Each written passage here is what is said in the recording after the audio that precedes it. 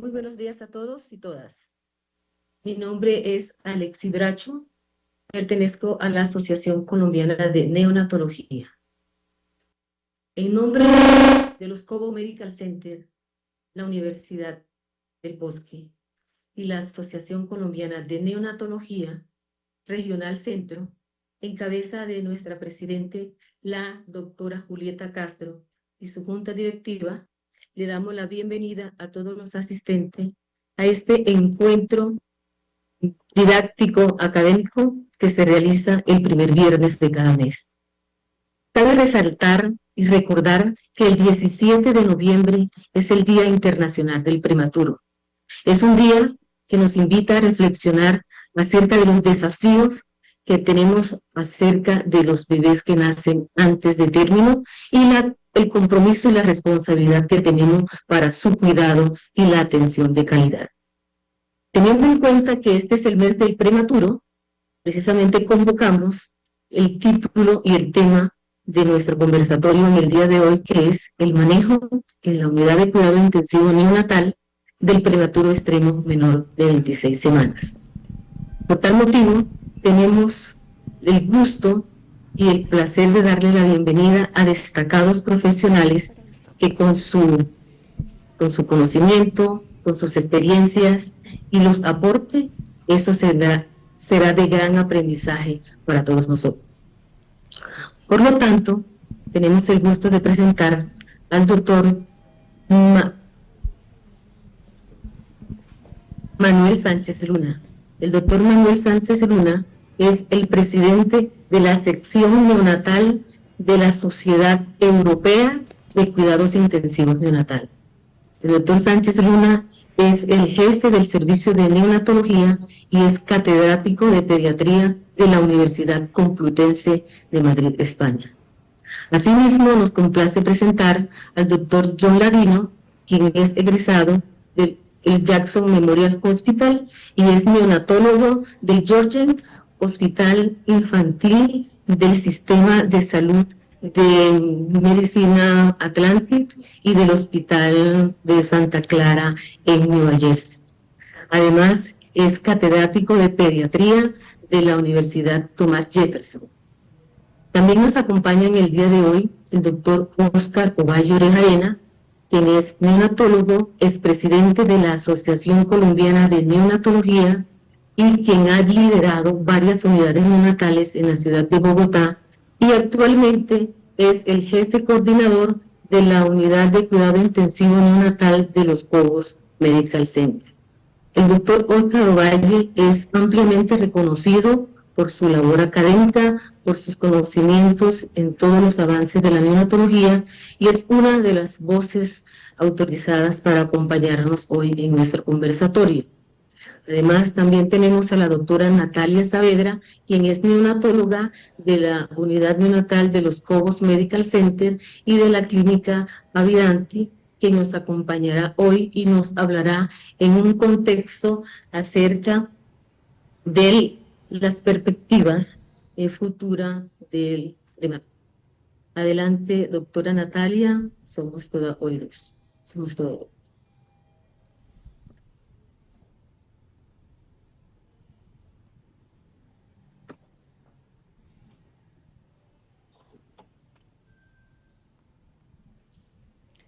Buenos días. Quiero agradecer a todos los presentes por tomarse un momentico de su día para asistir a estas charlas. Estoy muy honrada de hacer parte del equipo de neonatología de los Cobos Medical Center, de trabajar con el doctor Ovalle y de poder traerles a ustedes hoy esta charla muy resumida, porque la mayoría de los tópicos importantes a profundidad los van a exponer más adelante el doctor Sánchez y el doctor Ladino. Yo básicamente quería darles una introducción en lo que respecta al prematuro extremo, los retos y desafíos actuales y qué nos espera el futuro con esta población de pacientes.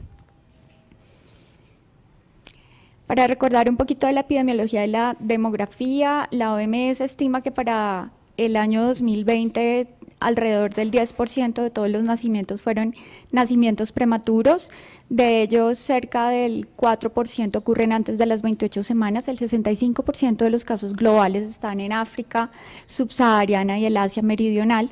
En Colombia habíamos tenido una frecuencia, una incidencia estable hasta la década de los 2010 de alrededor del 10%. Hemos notado un ligero incremento post-pandemia. En este momento estamos alrededor del 11% de todos los nacimientos. Se fue la señal. La supervivencia mejora significativamente después de las 26 semanas. Como vamos a ver más adelante, esto depende mucho de los recursos que tenemos en las áreas donde tratamos estos pacientes. El Born Too Soon, que es el informe de la OMS sobre la prematurez en el mundo, nos dice que los nacimientos prematuros son una de las primeras causas de mortalidad infantil. Pero también es una oportunidad de inversión en capital humano.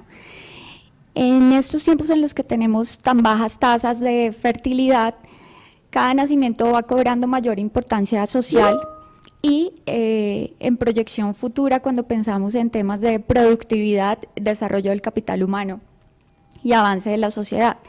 Entonces, básicamente lo que el informe nos dice es que garantizar una vida saludable a los recién nacidos no solamente es un deber ético, sino también una estrategia de desarrollo sostenible y de equidad intergeneracional.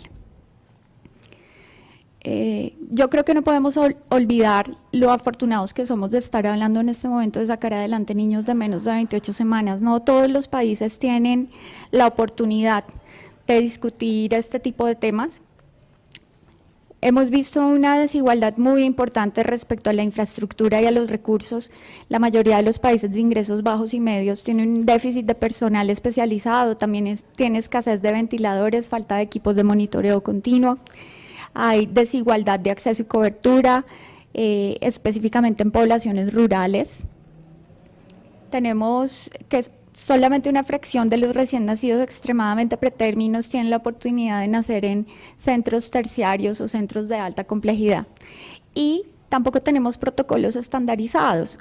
La neonatología es una ciencia relativamente nueva, y la verdad es que hasta hace muy poco estamos hablando de la viabilidad de pacientes de menos de 26 semanas, entonces este es el momento en el que no sabemos exactamente qué es lo que tenemos que hacer, por eso tenemos encuentros como el de hoy. No sabemos específicamente cuál es la mejor guía para estandarizar el tratamiento de estos pequeños pacientes. Esto genera una variabilidad en la calidad del cuidado y obviamente en los desenlaces clínicos. Lo que vamos a ver es que las desigualdades que vienen en el aspecto económico y de infraestructura pues se van a reflejar también en las estadísticas de la supervivencia. La supervivencia en los países de altos ingresos está rondando el 69%, en los países de bajos ingresos al 32%, pero esto generalmente incluye prematuros de más de 28 semanas. Cuando hablamos de prematuros de menos de 28 semanas y específicamente de menos de 26 semanas, la sobrevida no sobrepasa el 20%. Para América Latina y Colombia, la cohorte más grande que tenemos es de los mexicanos del Instituto de Perinatología. La supervivencia hasta la alta hospitalaria varía entre el 49 y el 70%, donde tenemos pacientes aquejados de displasia broncopulmonar que pueden superar hasta el 90%. Retinopatía al prematuro alrededor del 75%.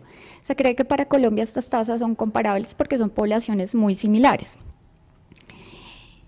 Esta inequidad requiere que nosotros desarrollemos políticas globales o regionales que estén adaptadas a nuestros contextos locales, fortalecer las redes perinatales, capacitar al personal en reanimación y cuidado neonatal avanzado para ver si podemos lograr consolidar en la región una sobrevida similar y garantizar a todos nuestros pacientes el mismo acceso a los recursos.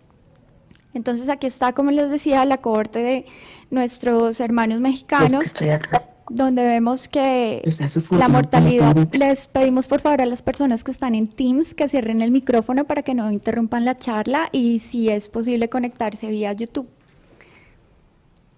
Acá lo que vemos es que la mortalidad en pacientes de 24 semanas en la cohorte mexicana está prácticamente en el 100%, va incrementando discretamente hasta las 25 semanas, donde la mortalidad mejora muchísimo más después de las 26 semanas, donde tenemos tasas de sobrevida superiores al 60%. Acá lo que podemos ver es que en los pacientes sobrevivientes tenemos una ocurrencia de hemorragia intraventricular de alrededor del 37%, donde la hemorragia grave, grado 3 o 4, ronda casi el 5%. Podemos ver que el 97% de los pacientes que nacen antes de las 26 semanas en esta cohorte en México tienen displasia broncopulmonar y alrededor del 75% retinopatía de la prematurez. Respecto al manejo en sala de partos y reanimación, tenemos muchos países que ya están haciendo reanimación desde 22 semanas, como Japón, incluso Reino Unido, cuando ha habido un consenso con los padres y el equipo de perinatología, neonatología. La idea es que las decisiones éticas deben ser individualizadas. Reino Unido también es un país que tiene opción de interrupción voluntaria del embarazo hasta las 24 semanas, como Colombia, pero si la familia quiere y se decide que ese feto o ese bebé no tiene ningún tipo de contraindicación para alcanzar una vida saludable, se puede empezar la reanimación desde las 22 semanas. En este caso, para ellos, la supervivencia puede alcanzar hasta el 30% desde las 22 a 24 semanas y 80% pasando las 26 semanas. Básicamente, el Consejo de Reanimación de Reino Unido recomienda que el personal más experimentado sea el que acuda a estos nacimientos. Inmediatamente lo más importante es la estabilización térmica, el CPAP precoz y la aplicación del surfactante profiláctico, idealmente los primeros 20 minutos de vida. Respecto al manejo ventilatorio inicial y posterior, no me voy a extender mucho en esto porque ya le corresponde al doctor Sánchez.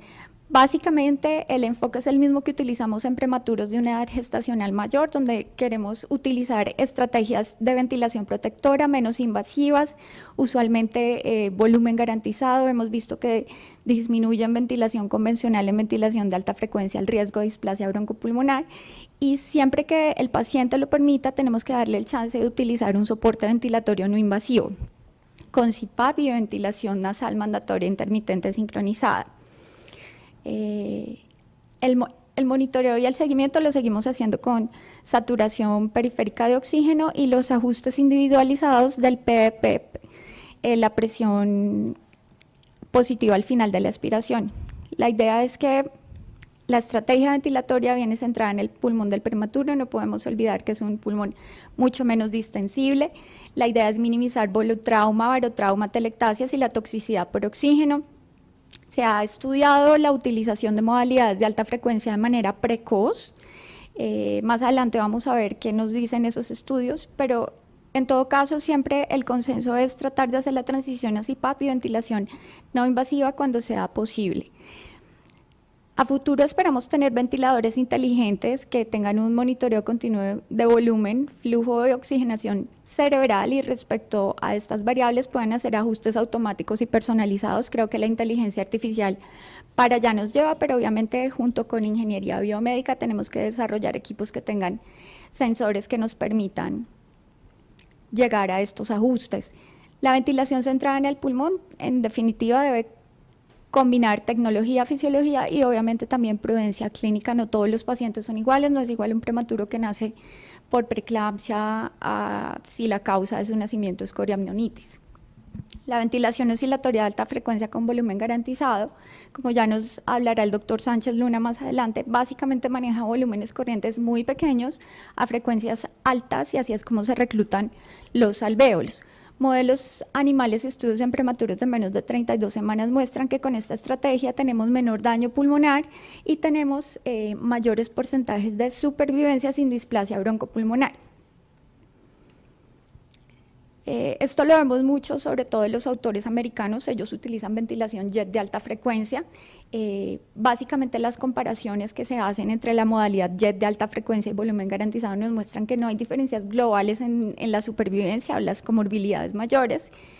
Lo que se ha visto es que podría reducir también significativamente la incidencia de displasia broncopulmonar sin cambios en los desenlaces de sepsis ni enterocolitis. Podría ser una opción adicional en las instituciones donde esta es la tecnología que está disponible, pero al final del día lo que siempre hablamos es que uno debe usar la estrategia ventilatoria que mejor maneja.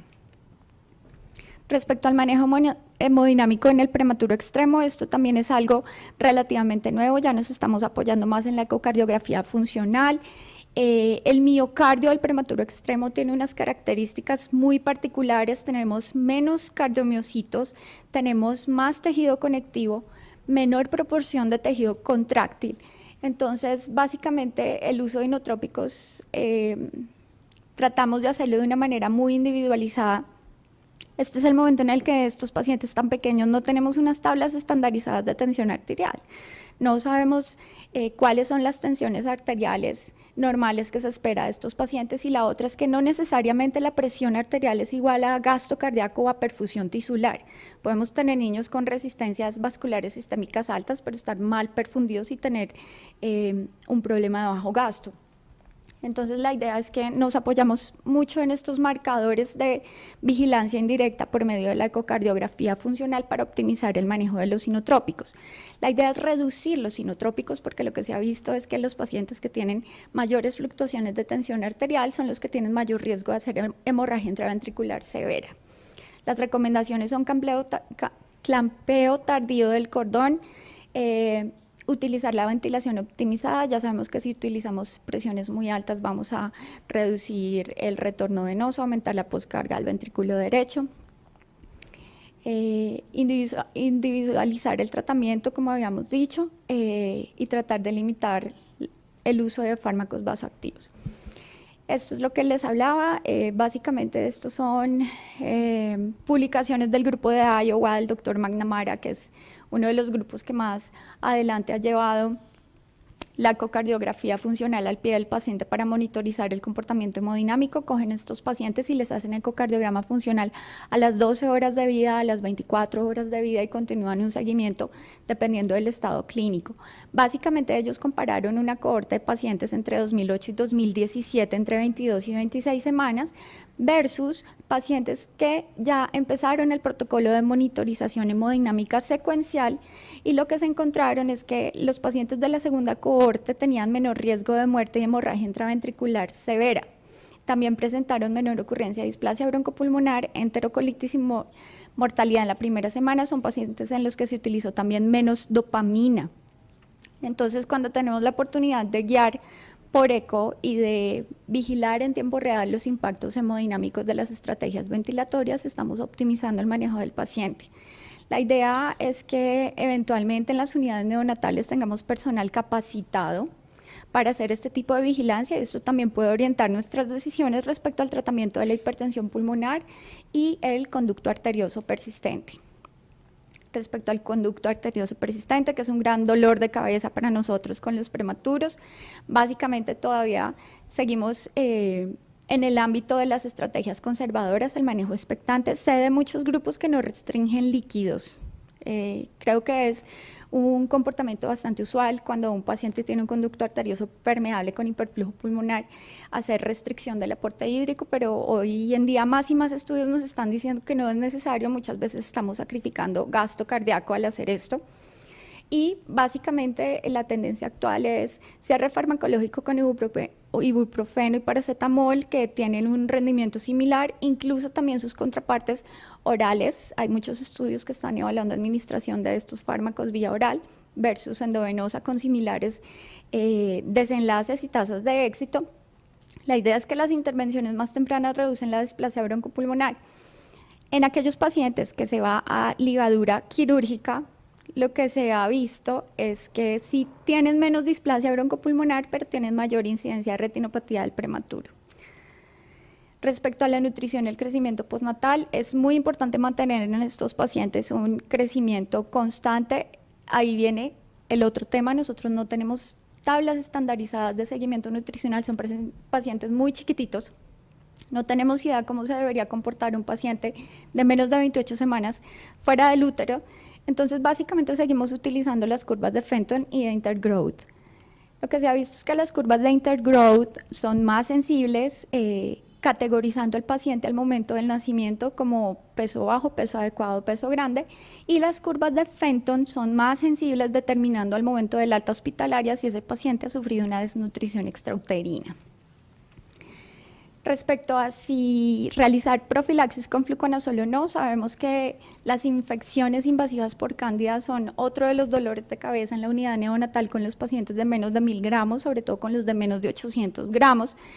Esto depende de la epidemiología local y el consejo en general es que según la tasa de ocurrencia que usted tenga en su unidad, se podría utilizar una profilaxis con fluconazol 2 veces a la semana durante 6 semanas en las UCIs, donde se haya documentado una incidencia de candidiasis de más del 5%. Básicamente lo que se ha visto es que esta estrategia no afecta al neurodesarrollo y sí reduce la tasa de infecciones por cándida.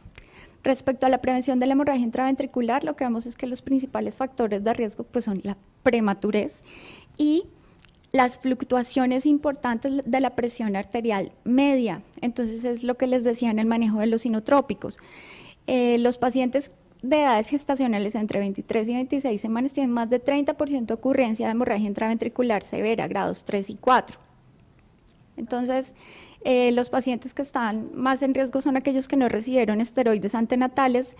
Básicamente, los esteroides antenatales siguen siendo el gol estándar de la prevención. Como ya lo sabemos, la idea es restringir el uso de catecolaminas y un manejo hemodinámico cuidadoso las primeras 72 horas de vida. Evitar las movilizaciones extremas, posición media de la cabeza y minimizar las manipulaciones innecesarias. Es muy importante que tomemos en serio nuestros protocolos de mínima manipulación. Respecto a los desenlaces de neurodesarrollo y seguimiento para la región de Latinoamérica y el Caribe, no tenemos muchos estudios porque, como hablábamos, es una posibilidad relativamente nueva que tenemos en nuestra región de pensar en sacar estos niños menores de 26 años adelante, menores de 26 semanas adelante, perdón.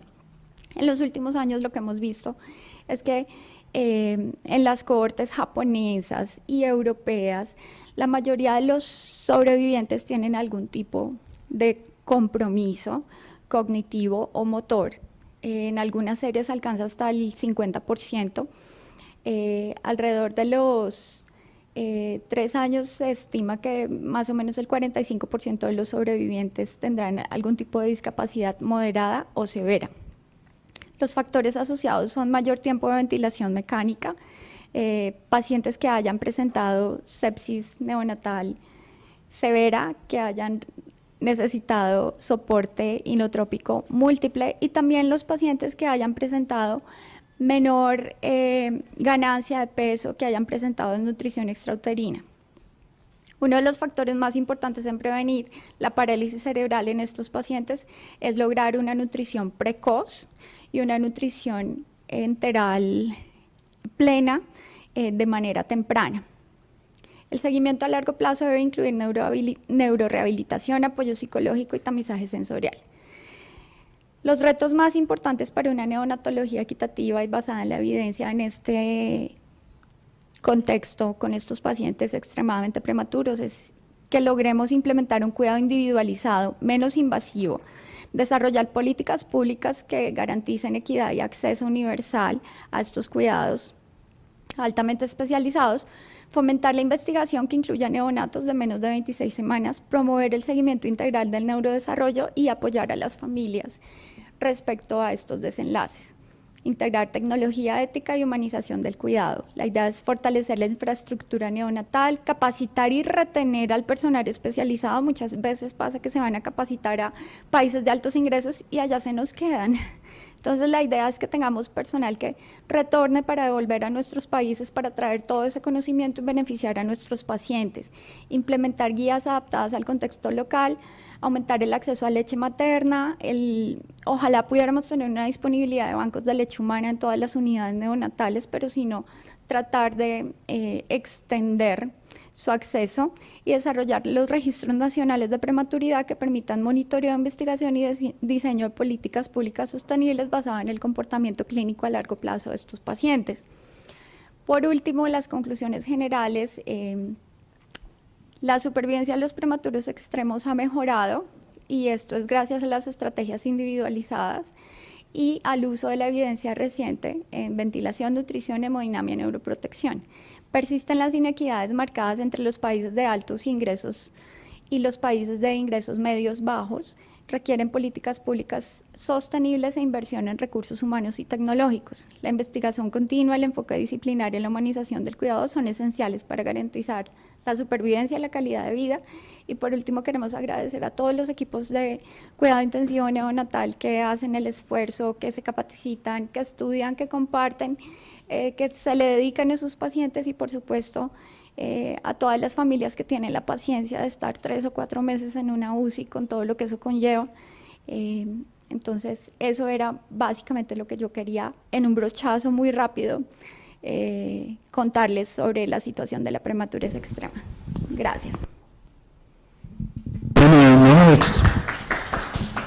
Gracias, Natalia, por la excelente introducción. Tenemos más de 150 personas entre las presenciales y conectadas a YouTube y también a Teams, así que una bienvenida a todos. Gracias a la doctora Alexi Bracho, con quien organizamos esto, y a nuestra presidenta de ASCON, a la doctora Julieta Castro, de Regional Centro. Este es un evento de los COOS Medical Center y de ASCON, y queremos entonces darle la bienvenida a nuestros dos profesores. La verdad, para mí es un gran honor y un gran placer tener a Manuel con nosotros. Manuel ha sido un referente en la neonatología mundial en los últimos 20 años. Le hemos aprendido muchísimo en ventilación mecánica. Es pionero y ayudó a desarrollar la ventilación de alta frecuencia con volumen garantizado, y ahora alta frecuencia con volumen garantizado y frecuencias altas, que a mi parecer es una terapia que va a mejorar la protección pulmonar en los recién nacidos. Y también tener al doctor John Ladino. El doctor John Ladino tiene una gran trayectoria en Estados Unidos y una gran experiencia en manejo de prematuro extremo. Así que no podemos estar en mejores manos, y empecemos entonces con las preguntas que hemos estado esperando. Pues Manuel y John, básicamente en sala de partos hemos venido pues mejorando muchísimo con la maduración pulmonar de los bebés, permitiendo que estos niños estén más activos en el momento del nacimiento, manteniendo el cordón permeable por más tiempo, y también utilizando que muchos de estos niños, en algunos reportes hasta el 50% naciendo por parto vaginal. Queremos preguntarles específicamente si ustedes en estos niños, aunque son muy individualizados, en general van con la idea, el plan de manejo en sala de partos, desde el principio intubarlos o colocar CPAP desde el inicio. Segundo, si ustedes utilizan oxígeno al 30% o concentraciones más altas de oxígeno. Hay un reporte donde está el doctor Máximo Bento incluido, en el que dicen que estos bebés tienen una mayor sobrevida si se inician con oxígenos por encima del 60%. Y tercero, queríamos preguntarles si ustedes, estos pacientes, para colocar surfactante, los intuban, colocan surfactante y los dejan intubados, o utilizan INSURI, intubación, surfactante y extubación, o mínimamente invasiva, ya sea con LISA o MIS. Serían las tres preguntas iniciales que tenemos: si PAP o intubación, el uso de oxígeno, y tercero, el manejo de surfactante en esta población extrema. Le doy la palabra primero al doctor John Ladino. Ups, estoy tratando de escribir las preguntas otra vez. Muchas gracias por la invitación, Oscar. Es un placer estar aquí en esta reunión y ver a menos nombres y un par de caras conocidas. Quiero empezar por decirles que es probable que el doctor Sánchez haga o practique cosas diferentes de las que yo hago, lo cual no quiere decir que una o la otra sea mala. Pero vamos al tema específico, intubación depende. Todo depende de la edad gestacional. La mayoría de niños 25 semanas y menos necesitan intubación, pero nosotros siempre intentamos darle la oportunidad al niño que respire solo. De nuevo, la mayoría de menos 25 y menos de 500 gramos, la mayoría terminan intubados, pero más de 25 semanas, más del 60-70% nosotros los sacamos extubados de la sala de partos, y solo hacemos ventilación con presión positiva o CPAP, y así se trasladan a la unidad de recién nacidos. En cuanto a la manera de nacer, depende del obstetra, sea vaginal o cesárea, depende de la condición del niño. Nosotros no hacemos surfactante profiláctico, pero tenemos un límite de 2 horas. No más de 2 horas. es ideal darle el surfacta a los bebés. Básicamente no tenemos el surfacta en la unidad, la surfacta o surfactante no lo tenemos en la unidad, en la sala de partos para administrarlo ahí mismo que nace el niño, no. Esperamos a que se estabilice y lo subimos a la unidad y lo hacemos en la unidad. Hay muchos artículos al respecto y podría encontrar unos que dicen que sirve y otros que da lo mismo. Realmente es de cierta manera un poquito controversial. Desde ese punto de vista, entonces, no hacemos nosotros ISURE, no hacemos LISA, pero creo que esa es otra pregunta más adelante. Y con respecto al oxígeno, nosotros realmente, el problema no es la cantidad de oxígeno, el problema es la saturación. Entonces, si le pone 80%, 70% de oxígeno, la saturación. Muy bien, mientras restablecemos la señal con... El efecto. Bien, ¿Aló? John, me parece muy bien. Escuchemos a Manuel. Manuel, ¿qué opinas tú específicamente respecto a INSURE versus LISA y la colocación de oxígeno desde el inicio más alta y también si utilizan CPAP o en los menores de 26 semanas casi todos los niños son intubados? Bueno, lo primero, quiero darte las gracias a ti, Óscar, en especial, primero por la presentación, en segundo lugar, por seguir siendo mi amigo. Y tengo la suerte, además, de disfrutar de todas las actividades que tú haces. Para mí es un orgullo poder estar ahí con vosotros y de nuevo insistir que es un placer compartir experiencias a un lado y al otro, como decimos aquí, del charco, e intentar ver si estamos o no estamos en la misma dirección. Yo creo que todavía no tenemos evidencia clara de muchas de las cosas que practicamos en la sala de parto.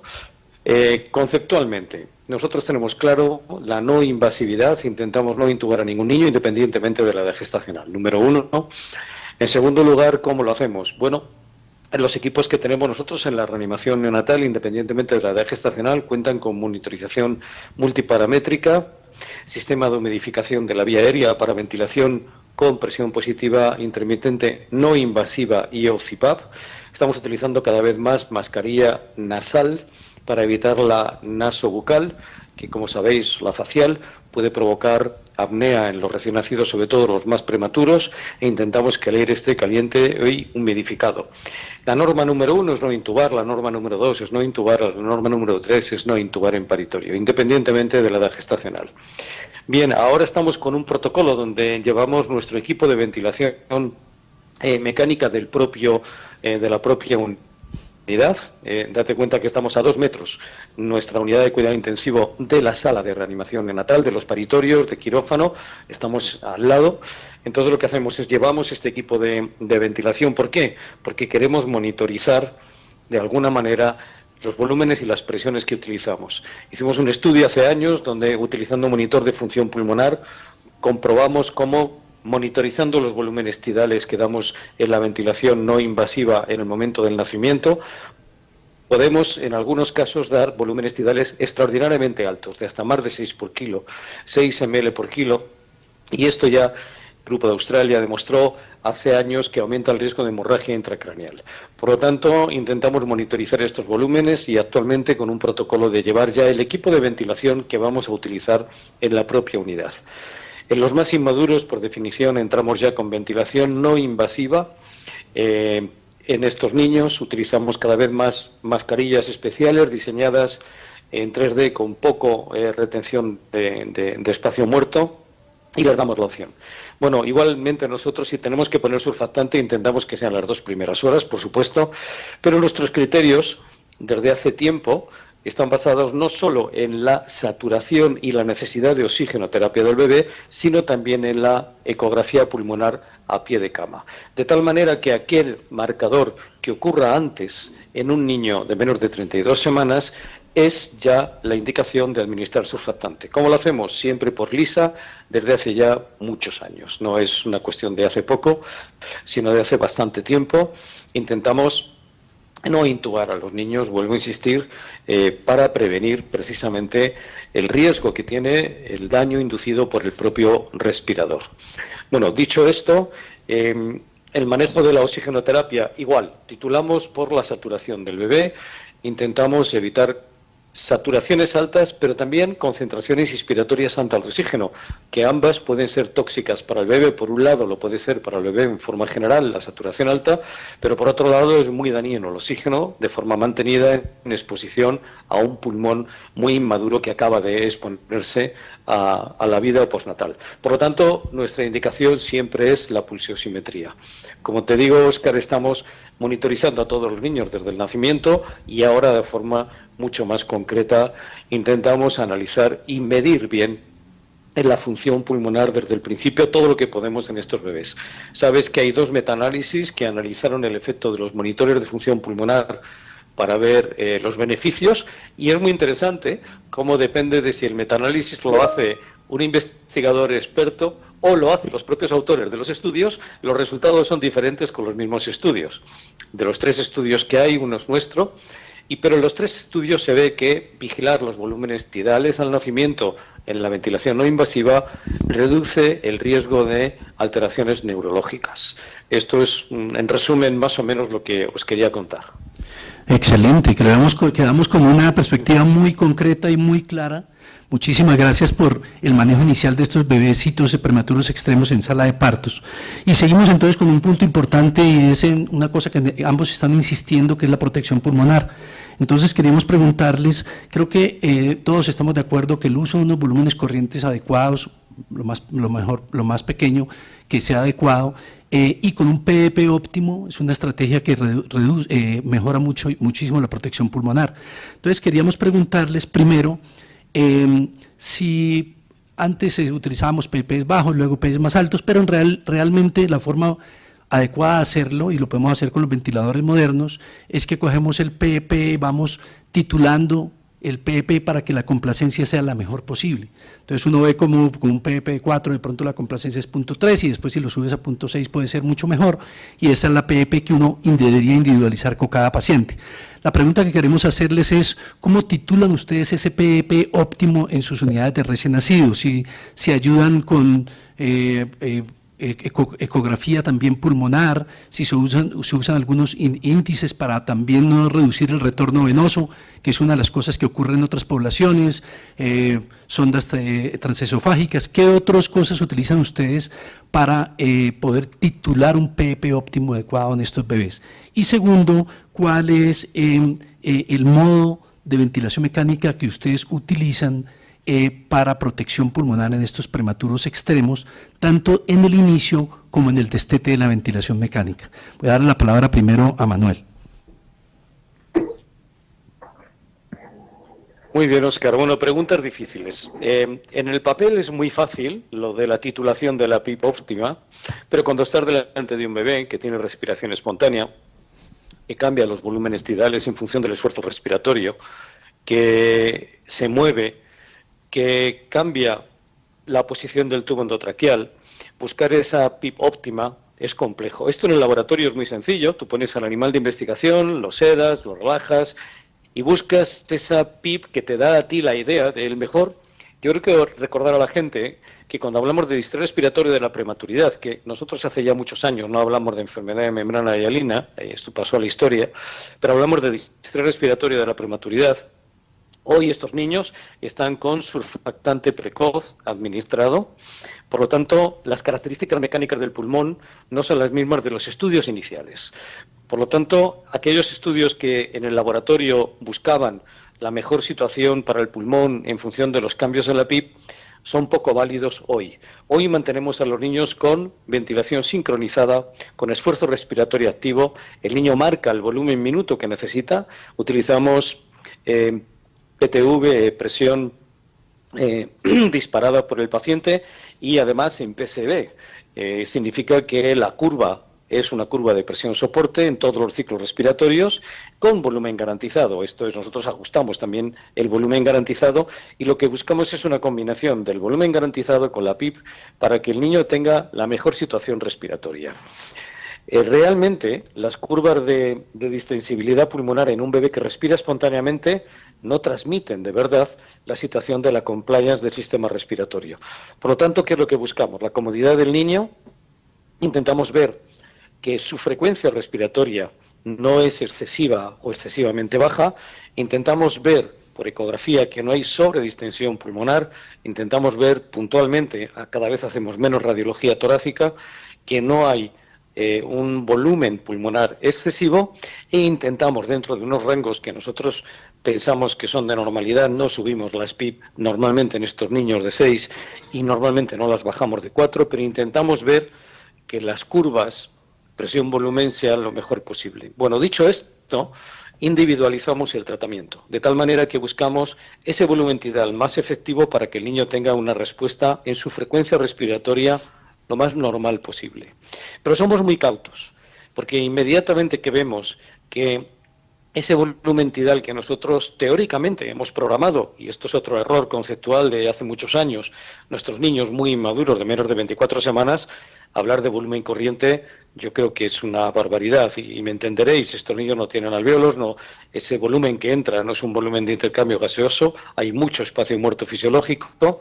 Por lo tanto, nosotros entregamos un volumen, pero no sabemos si ese es el volumen de verdad que necesita el niño. Bien, lo que quiero decir es que si para ese volumen teórico que el niño necesita para mantener el volumen minuto, las presiones sobre el pulmón son excesivamente altas, habiendo modificado la PIP, lo que buscamos es que la presión sea la más baja posible, inspiratoria máxima, con el esfuerzo respiratorio del niño. Si esto es así, si las presiones son altas, pasamos inmediatamente a ventilación de alta frecuencia, que luego ya hablaremos de ella, como rescate precoz. Esto es lo que te puedo comentar, Óscar, ya te digo, cada vez individualizamos más a los pacientes. Desde luego tenemos un equipo excelente de gente que maneja todos los staff y los residentes manejan la ecografía a pie de paciente. La ecografía nos ayuda mucho a tomar muchas decisiones y desde luego las curvas de presión, volumen y de flujo nos ayudan también a ver cómo es la situación teórica de esos pulmones. Muchísimas gracias, Manuel. Te escuchamos, John. Yo tengo la oportunidad de trabajar en hospitales con todo y otros con poco. Entonces, como dice Manuel, cada ciudad o cada nicho es diferente. Hay unas que tienen el mejor ventilador, con el mejor traductor de presiones, traductor de presiones, y hay otros que no tienen tanto. Desde ese punto de vista, lo que voy es a que cada unidad tiene que hacer y entrenarse en lo que tiene y hacerlo de la mejor manera posible. Estoy de acuerdo con Manuel, obviamente la prioridad al principio es, o lo que nosotros usamos es volumen garantizado, pero una cosa muy importante ahí es el transductor de presiones que va cercano al tubo endotraqueal. Ese aparatico ahí simple como es, y Óscar se acuerda cuando se entrenó con el doctor Bancalari en Miami, ese aparatico es fundamental, y no todas las máquinas que existen en el mercado pueden dar los valores exactos que uno necesita, y como decía Manuel, y encima de todo eso, los valores que uno ve de pronto no son los que son por la propia fisiología del niño. Pero de nuevo, el volumen corriente con volumen garantizado, este que usamos para nuestro manejo inicial. El PIB es de 4 a 6, simple, así de simple. Estamos pensando en tener tecnología más avanzada para poder medirlo mejor, pero en general de 4 a 6 es lo que usamos al principio. Ya cuando están más maduros usamos PIBs más altos. Pero no me canso de insistir, depende de lo que cada unidad tiene y cada persona se entrena de la mejor manera que pueda hacerlo para que tengan continuidad. En este momento quisiera comentar que vamos a tener el noviembre 20-21 del 2026, un evento que se llama Terapias Innovadoras en Neonatología. Nos va a acompañar el doctor Manuel Sánchez Luna con alta frecuencia y volumen garantizado y frecuencias altas, con su charla, con todo el conocimiento que tiene, y vamos a mostrarles a todos los que estén presenciales acá, internacionalmente virtuales, cómo se hace. Vamos a tener también el doctor de Luca, que fue pionero en ventilación de alta frecuencia nasal, la persona que probablemente aprendimos las guías de él, y va a estar con nosotros desde Francia. Vamos a tener al doctor Stetson, que está utilizando, director de Mayo Clinic en neonatología, que utilizan JET y que está trayendo una nueva auge en manejo de hernia fragmática, de prematuro extremo, para protección pulmonar. Vamos a tener también excelentes profesores nacionales, como la doctora María Eulalia Tamayo, que nos va a hablar de esto, de ventilación sincronizada con volumen garantizado. Nos va a hablar Ana del grupo de Valle de Lili, que son el más fuerte en NAVA en el país. Nos van a explicar cómo hacerlo, porque muchas unidades tienen la tecnología y no la estamos aprovechando. Y tenemos una cosa espectacular que la doctora María Azucena Niño va a hacernos, como se deberían hacer, simulacros como de reanimación, pero en ética médica, en toma de decisiones difíciles. Así que los esperamos ese 20 y 21 del 2026. Queríamos seguir con nuestros expertos, agradecerles, creemos que definitivamente el reclutamiento pulmonar es muy importante y el volumen garantizado importantísimo en ventilación mecánica. Ay, quítale el oxígeno, ponle una sí. cánula. Sí, pero ella tiene Queremos pedirle el favor a las personas que están conectadas vía Teams que apaguen los micrófonos, por favor. Gracias. Muchas gracias, Natalia. Bueno, la siguiente pregunta que tenemos para nuestros expertos es el manejo del ductus arterioso persistente. Natalia estaba comentando lo que es uno de los dolores de cabeza que tenemos y queremos preguntarles a ellos si cuando tienen un paciente con repercusión hemodinámica hacen un manejo conservador de este manejo del ductus o hacen un cierre más agresivo, en el buen sentido de la palabra, y si utilizan con más frecuencia paracetamol o ibuprofeno. Le doy la palabra primero al doctor John Ladino. Terrible. Es una pregunta que no creo que tenga respuesta. Cada grupo hace lo que puede, pero creo que la diferencia ahorita es la ecografía temprana, que ustedes mismos lo estaban diciendo. Definitivamente es lo que le permite saber cómo está y si tiene significancia hemodinámica, nosotros lo tratamos, al menos intentar hacerlo en los primeros 10 días de vida. Los estudios, ambos, acetaminofeno, ibuprofeno, son muy similares. El costo puede ser una parte importante aquí. La escuela de Iowa está usando mucho acetaminofén y mucha gente está siguiendo ese trayecto con el acetaminofén, pero los estudios en general me parece que son muy similares. Y lo único que sí es claro en general es que sí es hemodinámicamente significativo. Yo trabajo con personas que se entrenaron en otras partes del mundo que son conservadores a morir, que no los tocan el ductus, lo dejan tranquilo. Y es una parte muy complicada. Manuel sabe más que nadie que eso no. La respuesta está bien difícil y esperamos saber más estudios. Ahorita ustedes escucharon la nueva sugerencia acerca del Tylenol y autismo en los Estados Unidos. Nos tiene a todos de locos porque las familias están asustadas. Pero de nuevo, manejo hemodinámico, si el ductus está decompensado, los manejamos con la medicación. Muchas gracias, John. Manuel, te escuchamos. Bueno, no puedo estar más de acuerdo con John de todo lo que ha comentado, que lo afirmo. Bien, nosotros ni conservadores ni agresivos, individualizamos el paciente. Esto es lo que hacemos. ¿Qué hacemos? Tenemos, la verdad es que un equipo de fellows de cardiología y de cardiólogos y todos los fellows nuestros que hacen no solo ecografía pulmonar, sino ecocardiografía también. Y lo que hacemos ya en las primeras 48 horas, todos los bebés de riesgo tienen hecho su ecocardiograma, todos, para descartar el conducto arterioso persistente. Nuestra indicación, como bien he dicho yo en los primeros días, es cerrarlo farmacológicamente si tiene signos de sobrecarga hemodinámica. Para eso tenemos definido un protocolo que los cardiólogos con nosotros hemos consensuado. Para mí lo fundamental es, en primer lugar, que precise apoyo respiratorio. La restricción hídrica yo creo que también pasó a la historia, porque estos niños los manejamos con una relativa restricción hídrica desde el nacimiento. Hace ya muchos años que no hacemos extravagancias con los volúmenes de líquidos a administrar. Así que la restricción hídrica además hemos demostrado y hemos visto que no sirve prácticamente para nada. Por lo tanto, si el niño precisa apoyo respiratorio, si está con oxígeno, con ventilación invasiva, desde luego en los primeros 10 días, desde luego que hacemos cierre farmacológico. Aquí utilizamos ibuprofeno fundamentalmente.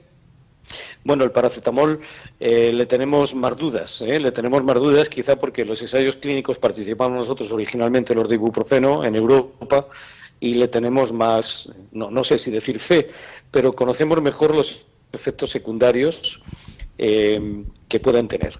En cuanto a cómo lo cerramos si no responden al cierre farmacológico, aquí en nuestro hospital ya han sido pioneros en el cierre percutáneo. A partir de los 800 gramos, si el niño precisa todavía apoyo respiratorio, el ductus es significativo de forma hemodinámica y no ha respondido normalmente a 2 ciclos de cierre farmacológico, hacemos un cierre percutáneo en hemodinámica.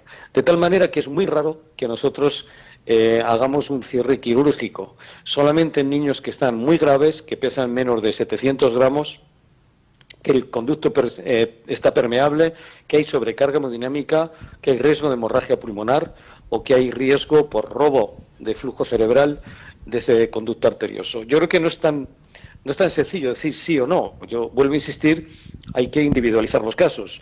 Un bebé que está en una situación de robo diastólico de flujo cerebral, que está en una situación de robo diastólico de flujo mesentérico, que está en ventilación mecánica, que tiene un conducto permeable con un diámetro grande, con una sobrecarga con dilatación de la aurícula izquierda, no nos planteamos no cerrarlo, en absoluto. Lo cerramos y si no responde, hacemos un cierre percutáneo. Y si es un niño de menos de 700 gramos, hacemos cierre quirúrgico. Bueno, en los niños que no precisan apoyo respiratorio invasivo y que están con apoyo respiratorio no invasivo, somos un poco más tolerantes. Si esos niños los vigilamos continuamente, pero si vemos aún así que hay signos de sobrecarga hemodinámica, intentamos el cierre farmacológico. Excelente, pues yo estoy muy contento porque... Manuel. Perdón, sigue John. Un segundo. Sí, estoy de acuerdo con él con el Tylenol. El Tylenol arrancó en Iowa y el Tylenol es el acetaminofén y se está corriendo como si fuera la panacea y no estamos, yo personalmente no estoy muy seguro. Y yo crecí con el ibuprofeno, sí, pero eso es de pronto para lo que vayan a hacer allá en Colombia, que no tienen que convencerse que el Tylenol o el acetaminofén es ahora la nueva medicación, no realmente. Pues como decía yo que estoy muy contento porque a pesar de lo difícil de las preguntas en pacientes microprematuros y que se deben individualizar, la verdad es que sí nos están dejando unas recomendaciones muy claras y se los agradecemos muchísimo. La siguiente pregunta que queríamos hacerle es bastante relacionada con esto y es que, como decía Natalia al principio, no hay tablas para tensión arterial de estos prematuros extremos y básicamente pues el eco nos ayuda, pero ahí tenemos dificultades de cuándo intervenimos más agresivamente o no. Queríamos preguntarle si ustedes recomiendan, ustedes están utilizando en primera línea todavía dopa y dobutamina en los pacientes con hipotensión que requieren acidosis metabólica, que están realmente con bajo gasto, o si ustedes inician desde el principio ayudados por el eco, terapias más específicas con otros medicamentos como adrenalina, noradrenalina, milrinona, etcétera, etcétera. Y quería preguntarle si en la rutina diaria, para el manejo ese que decía Manuel, que es tan importante de la terapia hídrica, ¿qué herramientas nos recomiendan? Ese sodio sérico varias veces al día, una vez al día por lo menos, su peso, la diuresis, la densidad urinaria. ¿Cuál es ese manejo de líquidos que es tan importante y que es difícil en estos bebés? ¿Cuáles son las herramientas? Entonces, uno es las herramientas de rutina para el manejo de líquidos y segundo, si nos podrían por favor decir la primera línea o cómo manejan la parte inicial de la hipotensión. Después ya se dirige, pero por lo menos inicialmente. Empezamos con el doctor Manuel. Bueno, Óscar, qué preguntas más complicadas, Dios mío. Vamos a ver, como sabes, nuestra unidad está especializada no solo en niños microprematuros, sino también nuestra unidad está especializada en ECMO desde el año 97, trasplante cardíaco, cirugía cardíaca. Esto es, atendemos a un volumen muy importante de bebés con patología muy compleja y muy grave. Entonces tenemos distintas formas de aproximación del manejo hemodinámico en función también de la edad gestacional y de la etiología. Bien, shock séptico en el niño mayor, utilizamos noradrenalina, norepinefrina de entrada.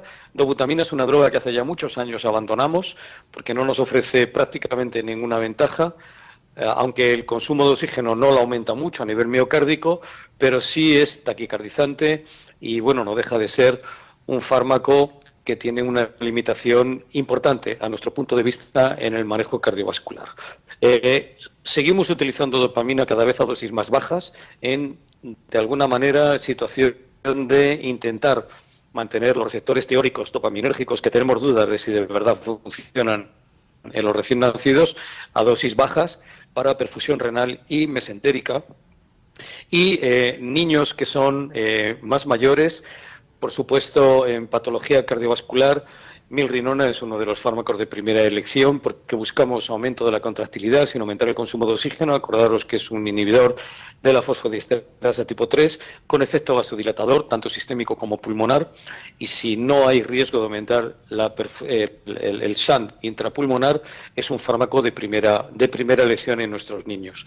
Bien, hidrocortisona se ha ahora mismo situado casi como un fármaco indispensable en el manejo hemodinámico, pero no solo del gran prematuro, sino de niños más mayores, vuelvo a insistir, con shock séptico, con cardiopatía y con situaciones de hipertensión pulmonar. Vasopresina no utilizamos, está indicada, como sabes, solamente en niños más mayores o en niños con hipertensión pulmonar reactiva, que no responde a vasodilatadores pulmonares. Nosotros, como sabes, somos centro de ECMO, no apuramos mucho. Un niño que está en una situación de hipertensión pulmonar muy grave, si no responde a vasodilatadores pulmonares, nítrico sildenafilo, inmediatamente lo pasamos a ECMO. Bien, ciñéndonos en el gran prematuro, hemos cambiado en el sentido de que la tensión arterial no es nuestro mejor indicador, así que todos están monitorizados con NIRS tanto cerebral como sistémico. Intentamos que el consumo y el transporte de oxígeno estén equilibrados en estos niños y miramos mejor el efecto periférico. Hemos trabajado con equipos de medición del gasto cardíaco menos invasivo, poco invasivo. La ecocardiografía funcional, me va a perdonar mi querido amigo Patrick McNamara, con el que he coincidido en Canadá y tenemos amistad, la veo con cierta limitación, porque la ecocardiografía funcional es una fotografía puntual de un bebé en una situación concreta, pero no nos da una visión global del niño en cuanto a la situación periférica, al consumo de oxígeno, al transporte de oxígeno, que es a lo que los intensivistas nos interesa. Por lo tanto, miramos mucho el lactato arterial, miramos mucho si es necesario la saturación venosa, miramos mucho también el NIRS, y esto nos guía para utilizar los fármacos para mantener. La diuresis para nosotros es importante también, esto que llama la gente gasto urinario, y yo prefiero llamarlo diuresis. La osmolaridad en orina, como sabes, tiene muy poco valor en el recién nacido prematuro porque la capacidad de concentración de orina de estos niños es muy baja, así que no la miramos. Miramos la diuresis como tal y los balances hídricos. Iones como marcadores, poco fiables también en mi experiencia, y como te iba a decir, cuando vemos una situación de bajo gasto que precisa aumento de la contractilidad, en el gran prematuro la hidrocortisona ha empezado a ser un fármaco de primera elección. Tenemos datos de seguridad, aunque recientemente, hace apenas unas semanas, un estudio japonés nos ha puesto un poco otra vez en duda de si la hidrocortisona dosis acumulada a muy largo plazo puede tener efectos adversos en el neurodesarrollo. Bien, hidrocortisona titulada en estos niños nos ha mejorado mucho el manejo de ellos, nos ha liberado del uso de catecolaminas, y el manejo combinado de la situación de bajo gasto con hidrocortisona, dopamina a dosis muy baja, en algunos casos, no en todos, y si pensamos que hay una situación de shock, probablemente ya sabes que la mayoría de los shock en recién nacidos son fríos, pero bueno, que necesita una catecolamina más potente, utilizamos norepinefrina. La epinefrina la reservamos más postoperatorio de cirugía cardíaca con fallo de bomba, y en estos otros niños también utilizamos más levosimendan, que como sabes tenemos algunas dudas, pero bueno, la respuesta cardíaca de los niños suele ser razonable. Resumiendo, recién nacido más prematuro, cada vez utilizamos menos catecolaminas, utilizamos más hidrocortisona, y para nosotros los marcadores son los relacionados con el gasto cardíaco y el consumo de oxígeno, más que la propia tensión arterial. Excelente, Manuel, y de acuerdo totalmente, la hidrocortisona es un gran medicamento, no depende de los receptores génicos, te genera una cantidad de ventajas, así que muchas gracias por esa opinión y la vamos a tener muy en cuenta. John, ¿nos puedes comentar tú en el manejo de hipotensión en estos prematuros extremos y un poquito de la manejo que tú recomendarías en la rutina diaria de la unidad para el manejo de líquidos, por favor? No, estoy de acuerdo con Manuel. Realmente no quiero tomar mucho más tiempo porque no lo pude haber dicho mejor. Pero dos puntos que alguien nombró inicialmente, que las unidades ahora están usando líquidos libres, líquidos altos, das Iowa. De nuevo, el doctor McNamara, porque ellos no usan la incubadora, los ponen los niños en la open warmer, y entonces lo ponen a 250 mililitros por kilo per day. Pero depende de la unidad, hay gente que solo usa la incubadora, en fin, pero eso es algo no es una tendencia mundial, es una tendencia local. Realmente Manuel no lo pudo haber dicho mejor.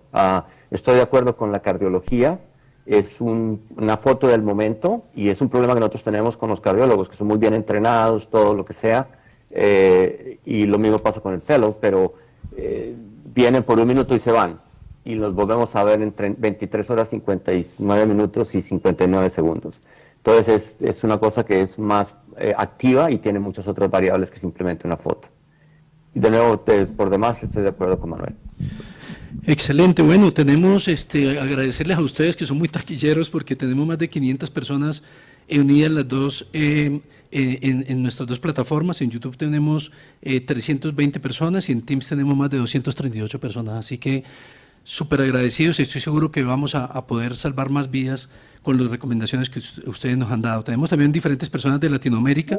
Quería darle un saludo especial al doctor José de Jesús González en Guadalajara y a Jaimito Bastidas, que ha sido un referente nuestro en Colombia desde Cali. Muy bien, la otra pregunta que queremos hacerles es si ustedes utilizan eritropoyetina en todos los pacientes, si lo hacen en forma temprana o lo hacen en forma tardía, y si además de eso son conservadores en la transfusión de los pacientes o tienen en cuenta, por ejemplo, volumen extraído y ya con eso, después de un volumen extraído suficiente, consideran transfusiones. O sea, en pocas palabras, si son agresivos o conservadores en la transfusión y se utiliza eritropoyetina en forma temprana y tardía. Vamos ya a tener en cuenta algunas preguntas que tenemos de las personas que están conectadas por internet y le vamos a pedir el favor a la doctora Saavedra que nos ayude con eso. Empezamos contigo, John. No eritropoyetina y tenemos unas tablas muy específicas para transfusión que yo le llamaría moderadamente conservadoras. No la podría discutir, pero es simple, básicamente no esperamos a que la hemoglobina esté por debajo el hematocrito, esté por debajo de 30, pero de nuevo, todo depende de la cantidad de oxígeno que requiere, el tipo de soporte respiratorio, hay muchas otras variables para decidir, pero de nuevo, es una alternativa relativamente conservadora. Muchas gracias, Manuel. Tu opinión acerca de eritropoyetina temprana y el manejo de transfusiones.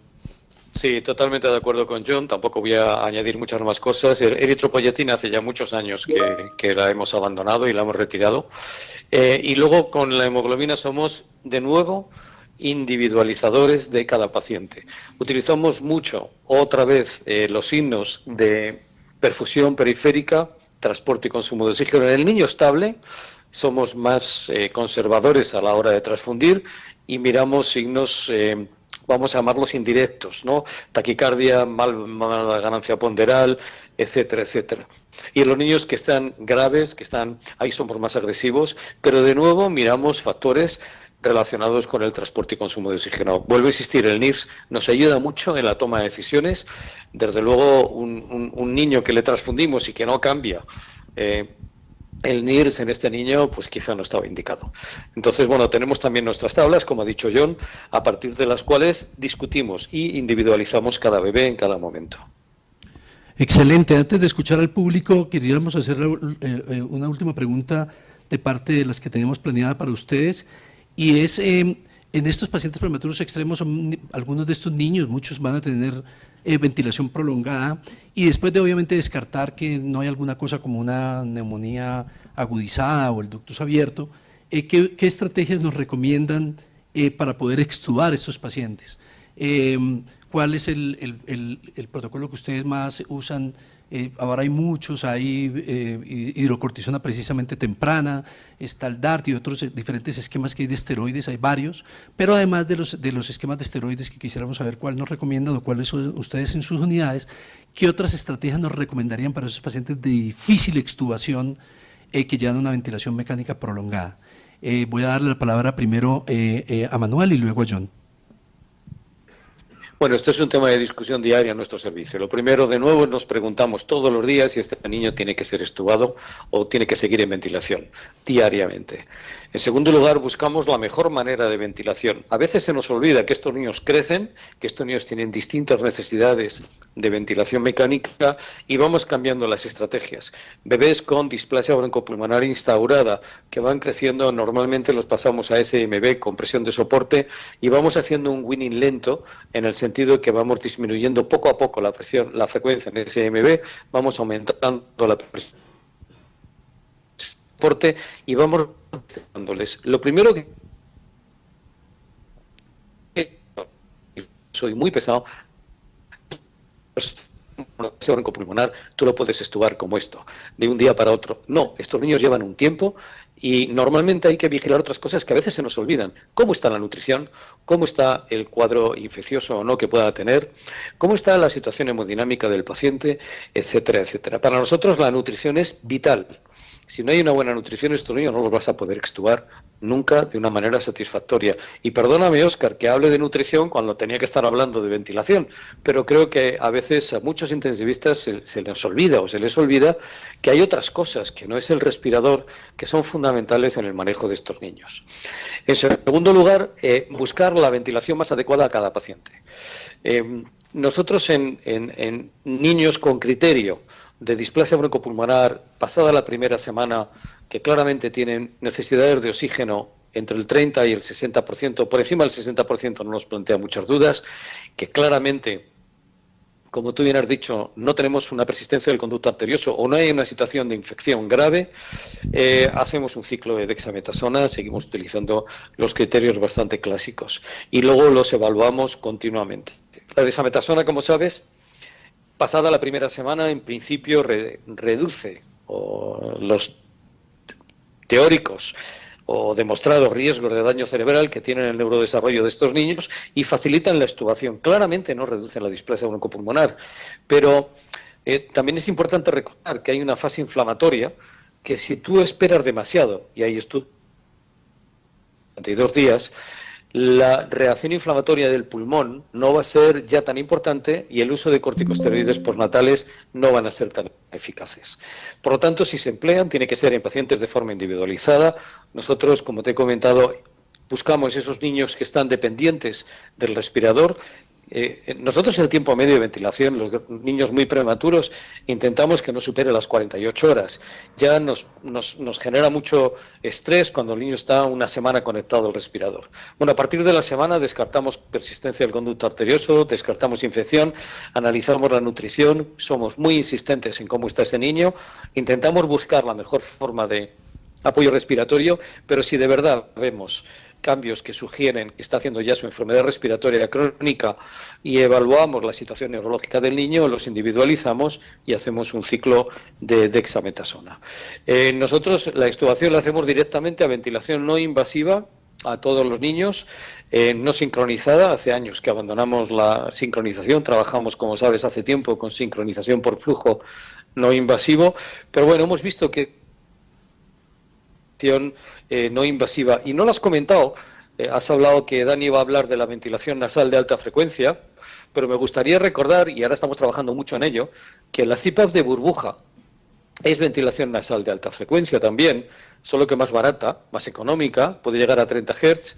Y el problema de por qué la gente abandonó la ventilación con CPAP de burbuja es porque no es tan bonita, no es tan sofisticada, no lleva muchas luces. Pero nosotros estamos trabajando ahora mucho y además ahora estamos en proyectos de investigación interesantes. Como sabes, es probable que estas formas de ventilación no invasiva protejan el surfactante. El problema era la interface, ¿no? Y entonces ahora utilizamos interface muy amigables para los bebés, así que estuvamos directamente a ventilación nasal, no sincronizada con el bebé, y enseguida, si podemos, a ventilación nasal de burbuja. Excelente, Manuel. Escuchamos a John para que nos dé su opinión al respecto. No, la hidrocortisona ya no la usamos dexametasona, las dosis que están estandarizadas. pero como dice Manuel, la prioridad es mirar otras cosas más allá del ventilador. O sea, si el niño está intubado cuando tiene 2, 3 semanas, significa que está evolucionando la displasia broncopulmonar. En ese momento evaluamos su nutrición, bueno, la evaluamos todo el tiempo, pero optimizamos hasta donde se pueda la nutrición. Y no vamos a hablar de eso, creo que en el conversatorio, pero en mi unidad los niños están en comida completa no más de 10 días. O sea, a los 10 días de vida no tienen nutrición parenteral, están solo en comida con leche materna y nutrición. Esa es una parte. Infección para nosotros es fundamental. El último caso de cándida en nuestra unidad fue hace más de 15 años. No existe cándida en la unidad, no existe MRSA, Staphylococcus aureus meticillin resistant, y es una prioridad de nuestra unidad. Por ejemplo, no sé si vayamos a hablar de eso más adelante, me gustaría que habláramos de eso.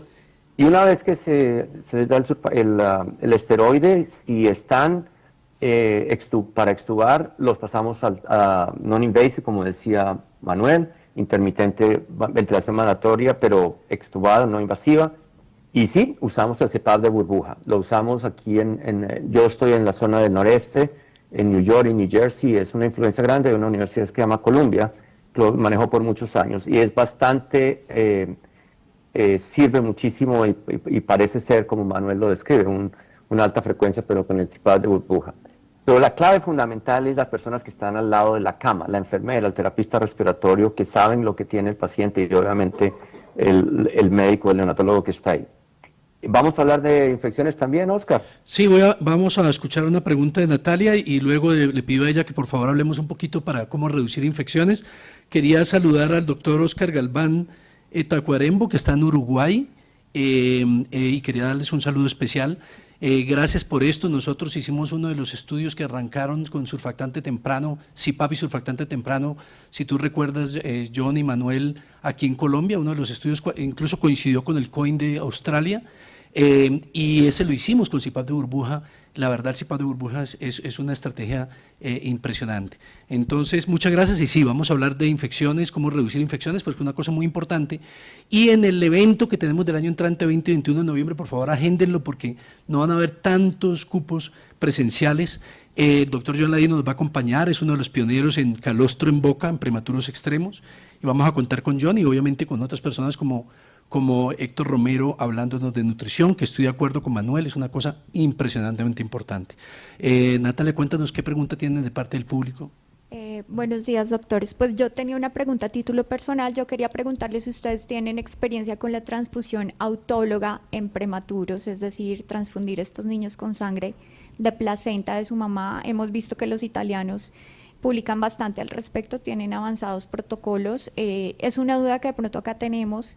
No sabemos prácticamente en los escenarios de la urgencia del nacimiento prematuro qué tan viable pueda ser para establecerlo como un lineamiento de manejo con estos niños, pero quería saber cuál es su opinión. No experiencia, se lo dejo a Manuel. Ninguna. Hace años intentamos un protocolo parecido. En el país hay varios grupos que están intentando utilizar otro concepto, que es los bancos de sangre de cordón, para hacer transfusiones puntuales.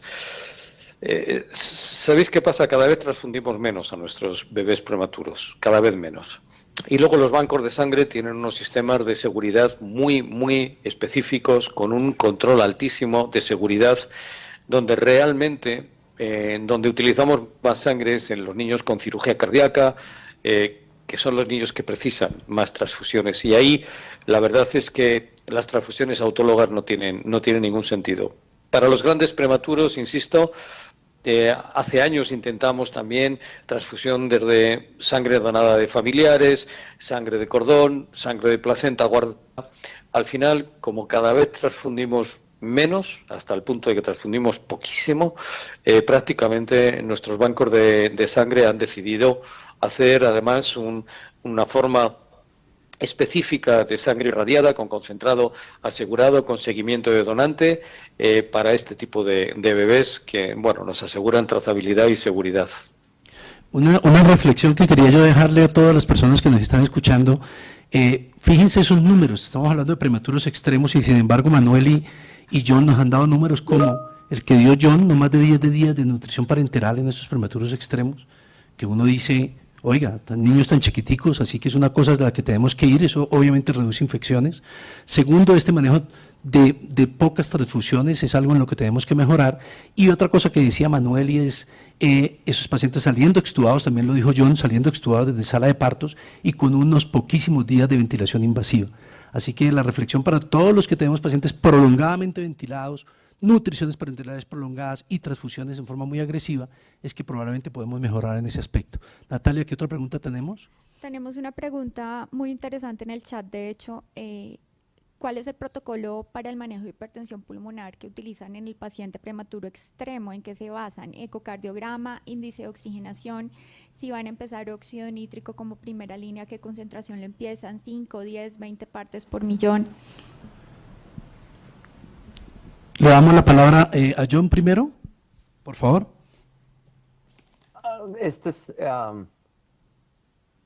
Casos de hipertensión pulmonar en el microprematuro no son muy frecuentes y cuando se presentan se trabaja con el ecocardiograma y obviamente la parte clínica. La dosis de óxido nítrico es estándar, empieza a 20 partes por millón, no más de 20, y es la medicación. La pregunta obviamente es el óxido nítrico. Hay que tener mucho cuidado cuando pasa ese nivel porque eso, y no sé la pregunta a dónde va, porque es muy raro verlo tempranamente. Si lo ve uno, lo ve ya cuando se establece la broncopulmonar, la displasia broncopulmonar, y esos casos son ya definitivamente mucho más complicados. No sé si la pregunta vaya a eso o vaya a la prematuro temprano.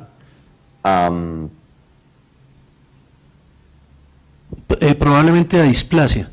En prematuros tempranamente seguramente se referían en hipoxemia refractaria, John, en algunos prematuros extremos de hipoxemia refractaria, que el ecocardiografista te dice sí tenemos una hipertensión pulmonar severa, pero en Colombia por debajo de 35 semanas no tenemos indicado el óxido nítrico. En esas hipoxemias refractarias se usan muy, como dices tú, muy aisladamente en algunas unidades pacientes con hipoxemia refractaria y hay algunos casos en los que son exitosos. Y en displasia broncopulmonar, ahorita con los diferentes fenotipos, hay algunos de esos fenotipos en los cuales se recomienda manejo de hipertensión pulmonar tanto con óxido nítrico como sin sildenafil. Correcto, sí. O sea, el problema del óxido nítrico temprano es que no hay mucha evidencia que cambie los resultados a largo plazo.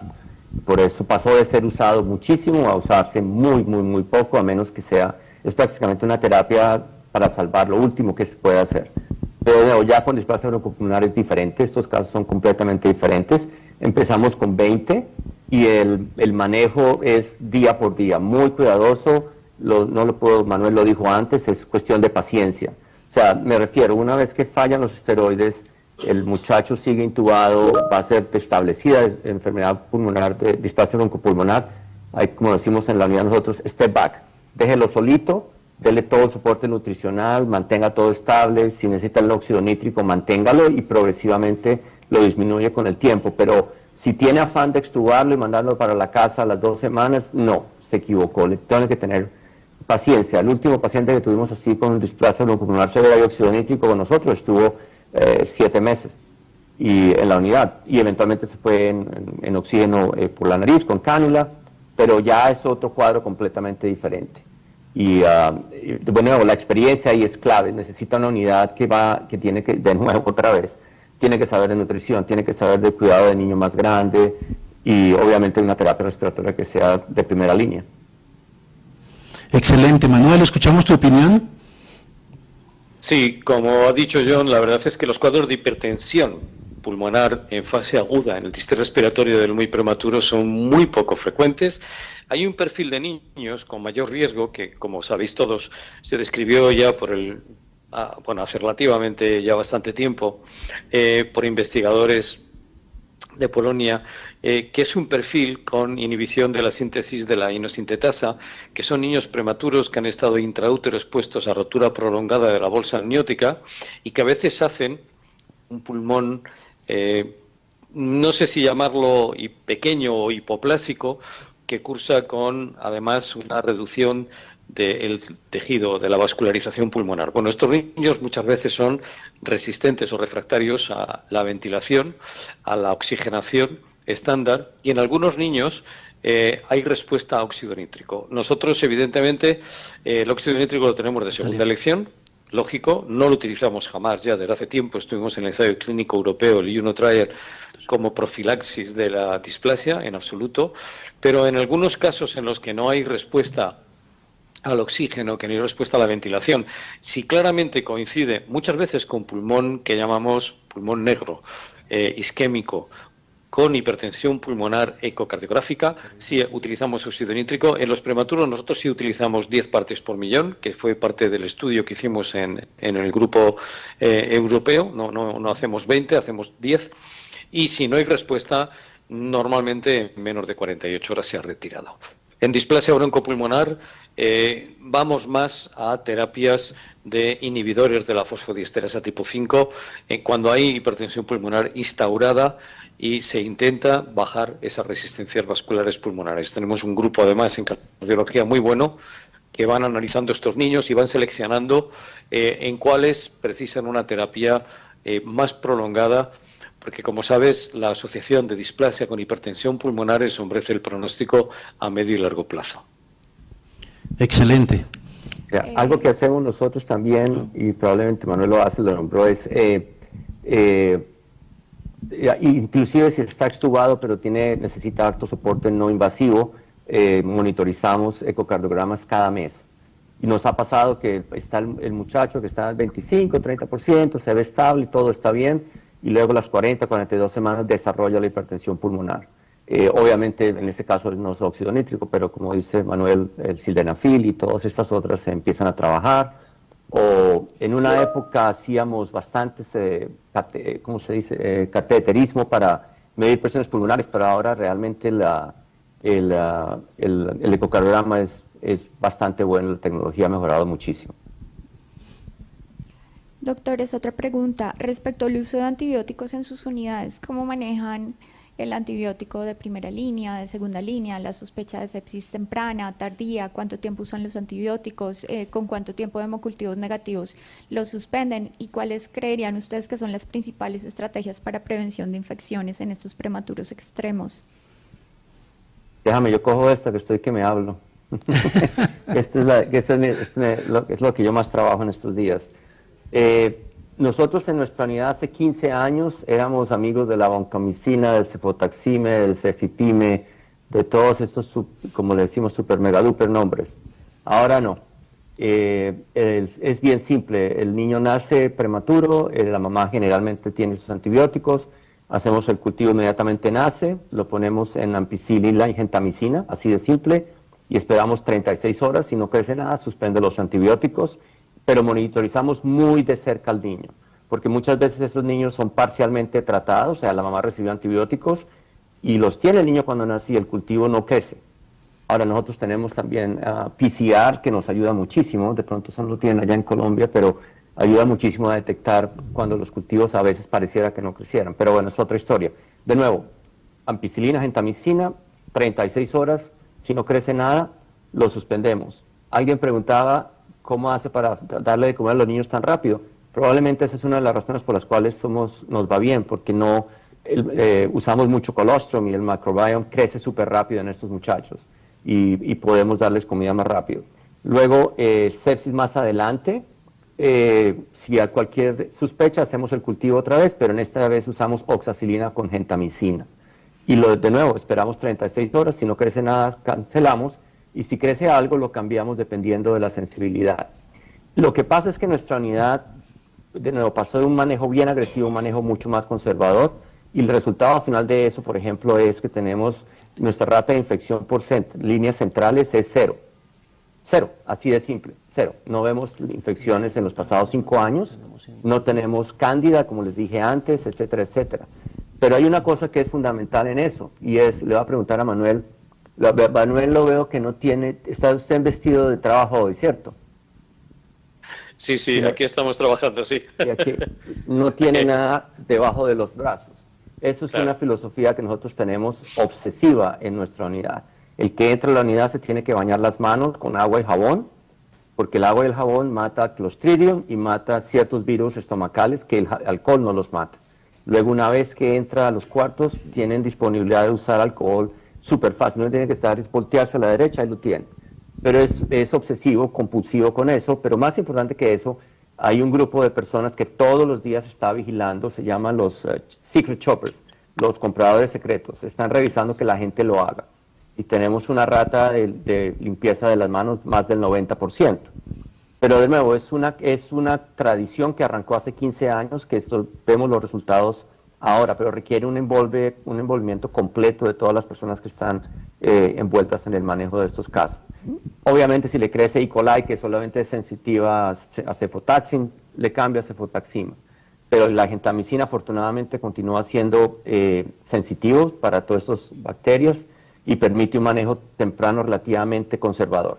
Si tiene enterocolitis, etcétera, etcétera, ya cambia la cosa, obviamente. Pero es básicamente el approach que nosotros tenemos ahorita. Tenemos otra pregunta. Vamos a escuchar a Manuel. Un momentito. Bueno, la verdad es que no puedo decir nada más de lo que ha dicho John, y además lo reafirmo todo. Aquí llevamos ahora bastante tiempo también sin infección por cándida, John, pero la última que tuvimos fue una infección por cándida vertical, por colonización de la madre. Y esto yo creo que también tenemos que tenerlo en cuenta. Yo creo que está desapareciendo las colonizaciones por cándida debido al uso y abuso de antibioterapia, pero hay bastantes madres que vienen colonizadas por cándida, y esto también hay que recordárselo a la gente en nuestras unidades. Nosotros tenemos un protocolo nacional que se llama Grupo Castrillo, donde decidimos todos los años, vemos cuál ha sido la epidemiología de las infecciones verticales, de las infecciones adquiridas en el hospital, vemos la antibioterapia que se ha utilizado a nivel nacional de todos los hospitales, y vemos también el antibiograma de estas bacterias, y renovamos, seguimos con nuestro protocolo igual que vosotros, en uso empírico de antibioterapia es ampicilina, gentamicina, independientemente de la edad gestacional, y suspendemos la antibioterapia inmediatamente que desde microbiología nos dicen que los cultivos son negativos. Utilizamos ahora, como vosotros también, que nos están volviendo un poco locos, ¿verdad, John? Con las PCRs panvíricas, panbacterianas, las múltiples, cada vez tenemos más formas de acercarnos y nos generan a veces muchas dudas, ¿no? De si esa PCR representa una infección activa o son restos de ese microorganismo. Pero bueno, no puedo estar más de acuerdo con todo lo que ha dicho John. Excelente comentarios, y nosotros estamos también utilizando PCR. Acá también tenemos John y Firmar Ray. Me pareció impresionante pues, los números de ambos en eso, por eso también esos prematuros extremos sobreviven y sobreviven bien. John, ¿podrías recalcarnos un poquito 3 recomendaciones en el manejo de los catéteres intravasculares? Porque pues esos números son impresionantes, de 0 de infecciones asociadas a catéter. ¿Podría darnos 3 recomendaciones? Aquí tenemos también enfermeras y el epidermidis sigue siendo el germen más frecuente en muchas unidades. ¿Podrías contarnos 3 recomendaciones que ustedes hacen para poder llegar a ese número de 0 de infecciones de origen intravascular, por favor? La primera es el manejo de la piel, y en eso todo es sentido común. O sea, el manejo el prematuro de la piel es muy delicada. Las enfermeras son increíblemente detallistas, como el tipo de cómo usan la cinta para asegurar los catéteres, etcétera, etcétera. Esa es la primera número 1, porque muchas veces el epidermides no es el catéter, sino es la piel que tiene que está una herida o algo así, por ahí se mete. Pero volviendo a los catéteres como tal, todos los circuitos son cerrados. Las vías de entrada las cubrimos con un dispositivo que es como un caucho que cubre la vía de entrada, y la enfermera lo limpia con clorexidina o alcohol, pero lo limpia por 15 segundos y lo deja secar y luego entra, pero usa estrategia completamente estéril para entrar a estas líneas.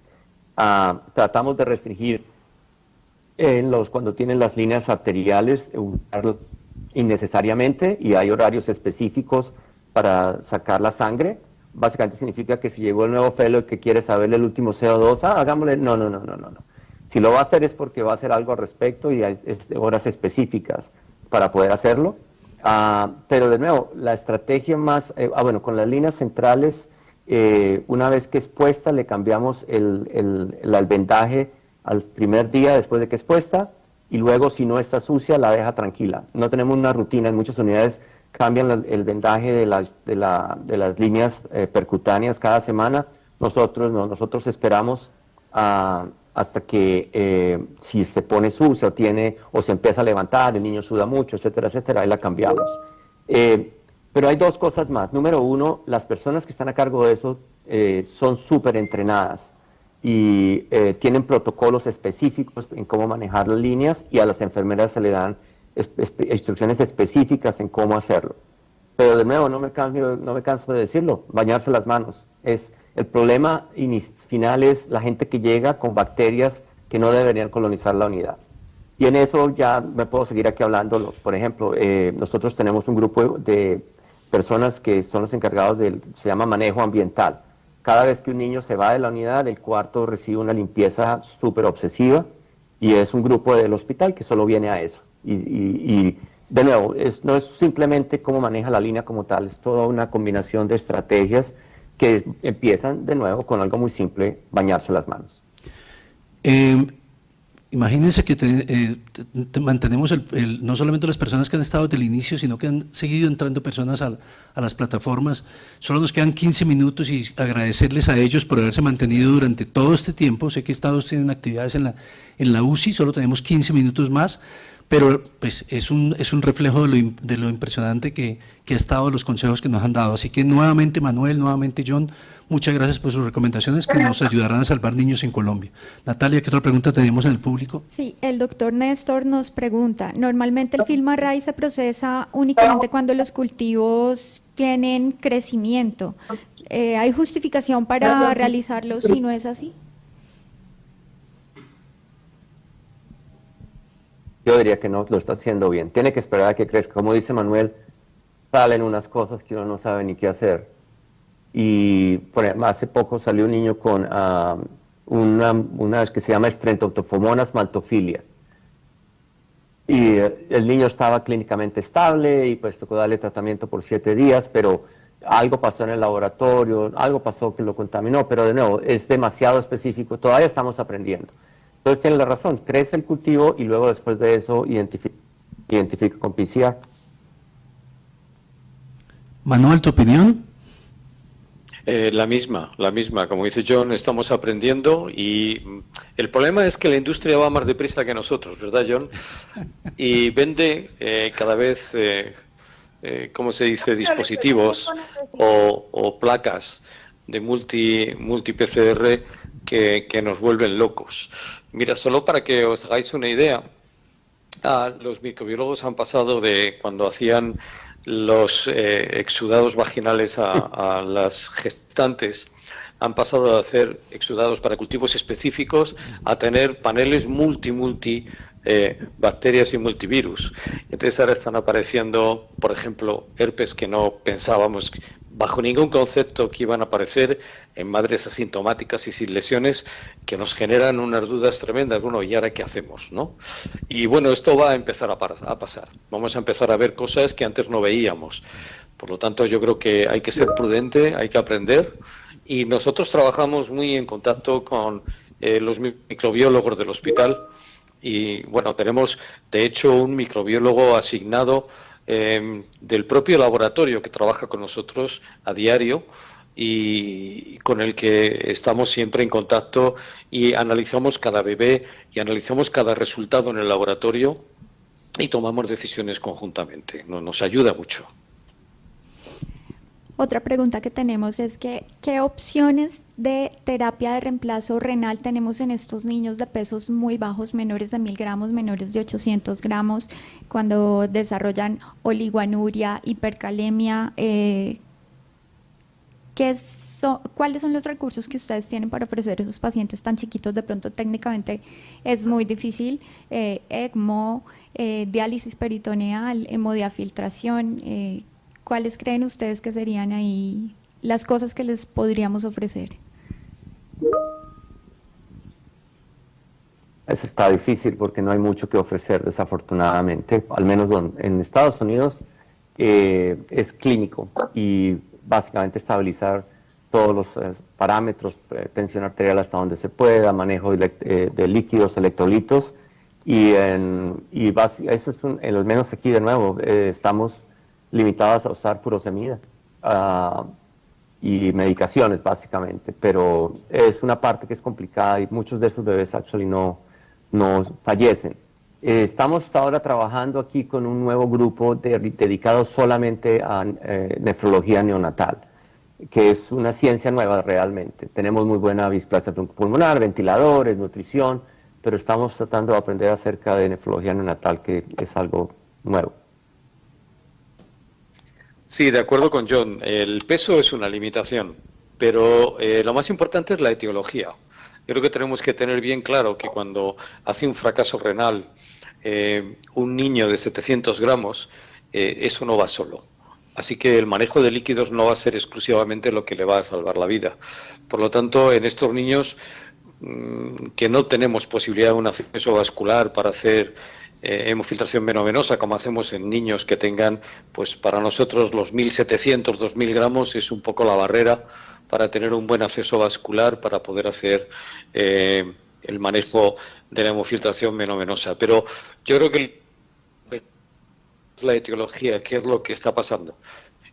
Casi siempre nosotros reservamos estas terapias para los niños que vienen de cirugía cardíaca o fallo multisistémico en una situación muy compleja. Es muy raro que una terapia aislada, por ejemplo, de diálisis peritoneal o de hemofiltración venovenosa, vaya a sacar de un fallo multisistémico ligúrico o anúrico a un bebé de 700 gramos. Yo estoy de acuerdo con John. En estos niños normalmente esto es una limitación y es una limitación normalmente fatal.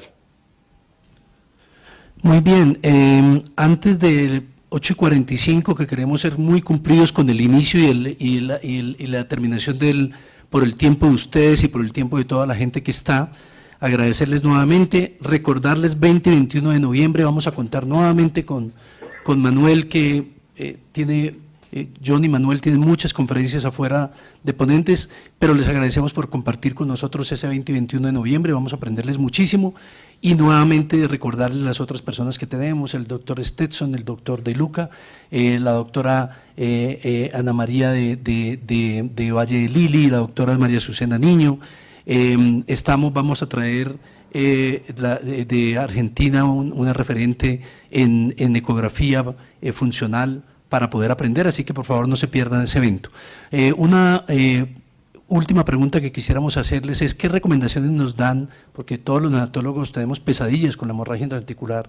Quisiéramos que por favor nos dijeran, aunque hay muchas, ¿cuáles son las que ustedes creen que tienen mayor impacto en la reducción de hemorragia intraarticular en sus unidades, de parte de cada uno, por favor? Manuel, empezamos contigo. Bueno, a mí me gustaría ser muy claro. Los neonatólogos podemos hacer muy poco si el niño nace sin control del embarazo, sin control del parto, sin esteroides antenatales, sin sulfato de magnesio, sin prevención de la variabilidad de la tensión arterial de la madre, etcétera, etcétera.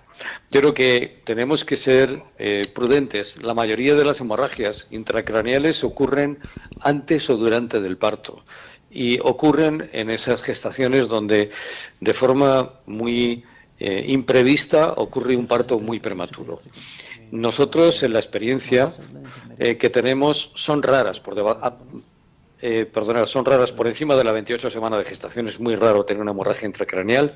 Entre la 26 y la 28, los que hay, vuelvo a insistir, son partos que han sido no controlados, que no han tenido esteroides antenatales, que no se ha podido hacer un buen manejo de ese parto, y desde luego por debajo de la semana 26, de nuevo las que vemos son claramente esas gestaciones que han sido muy mal controladas, en el sentido de que no ha habido posibilidad de hacer un freno, ¿no? una preparación. Yo quiero recordar que los esteroides antenatales, si han hecho algo importante, ha sido bajar la incidencia de la hemorragia intracraneal en los niños más inmaduros, y si tener a las mamás con una amenaza de parto pretérmino es importante, lo es para reducir el riesgo de hemorragia intracraneal. Bien, una vez dicho esto, la menor agresividad en el momento del nacimiento, el buen control de la temperatura, evitar maniobras intempestivas a la hora de nacimiento, mantener de alguna manera lo más estable posible a ese bebé, sin esperar cambios 0-100 en cuanto al reclutamiento pulmonar, la oxigenación, la tensión arterial, etcétera, etcétera. Estar al lado del niño para ayudarle a esa transición, en lugar de ser excesivamente agresivos en la ventilación o en el manejo de estos bebés, también va a ayudar bastante. Las primeras horas de vida postnatal son fundamentales y yo creo que ahí tiene que haber revisión. Nosotros revisamos con la enfermería, hay un equipo de enfermeras además que continuamente está haciendo sus famosos bundle para reducir al máximo el riesgo de hemorragia intracraneal, esa menor manipulación en las primeras horas después del nacimiento, esos cuidados especiales de mantener bien la temperatura, bien la humedad, evitar la agresividad sobre estos niños son fundamentales. Pero vuelvo a insistir, uno puede hacer los mejores bundles de manejo, porque si el bebé ha nacido sin un buen manejo del parto, un buen manejo de la gestación, poco más podemos hacer los neonatólogos.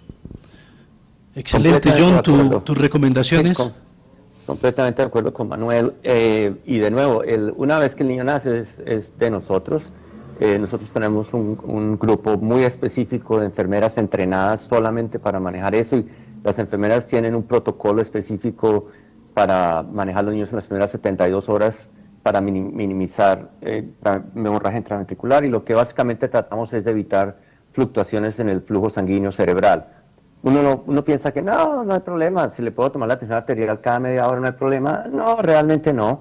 ¿Cómo saca la sangre, por ejemplo, del catéter umbilical? Si chupa muy fuerte, llamémoslo así, va a cambiar el flujo en el cerebro, puede haber un riesgo de hemorragia intraventricular. Si lo está moviendo constantemente, la posición del bebé, etcétera, etcétera.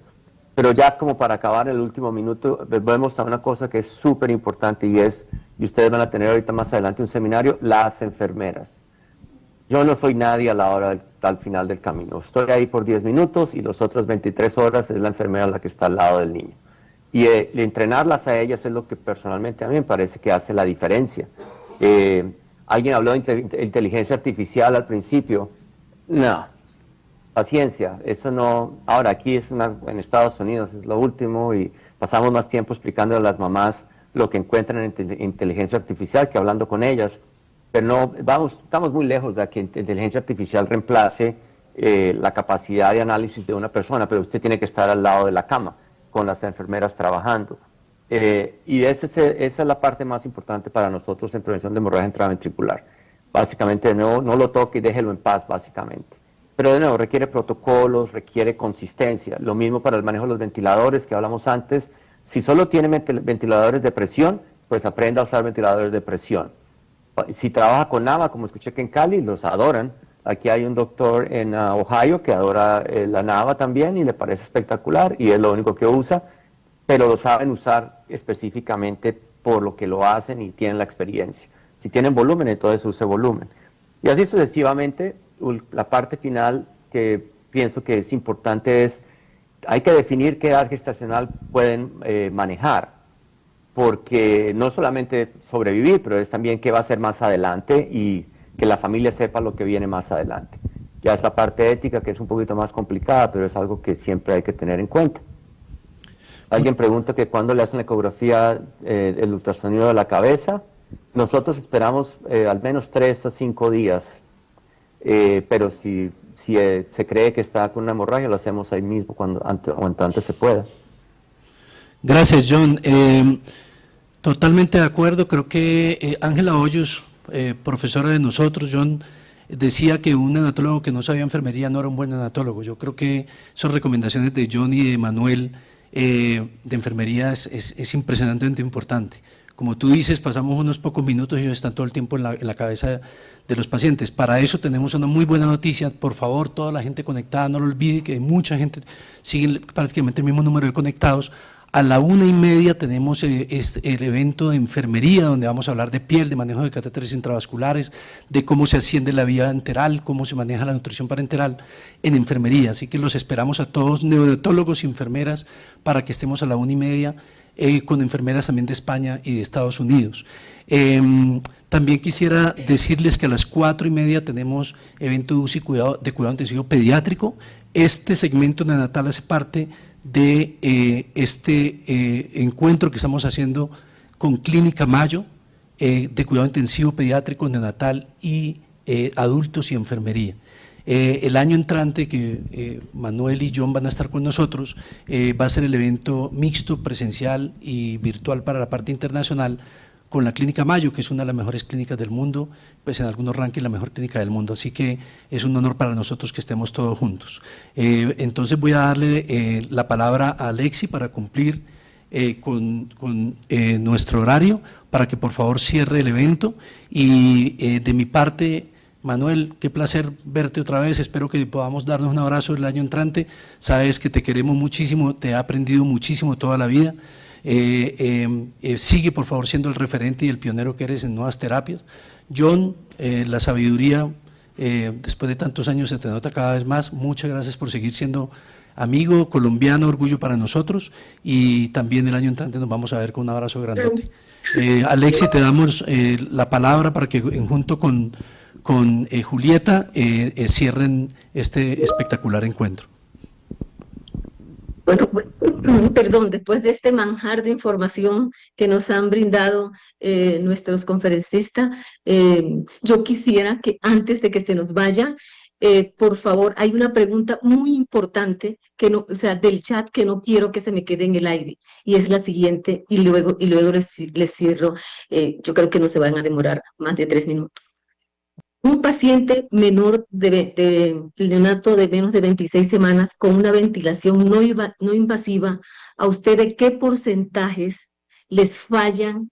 Y cuando lo intuban, ¿qué protocolo de extubación tienen para no fallar en el intento? Porque es que el manejo del micro prematuro en cuanto a la reintubación, a nosotros pues la reintubación es más frecuente. Entonces, para ustedes no fallar en ese intento, en la reintubación, ¿tienen algún protocolo como tal? Y cuando tienen no invasiva, ¿qué tanto ese porcentaje les favorece?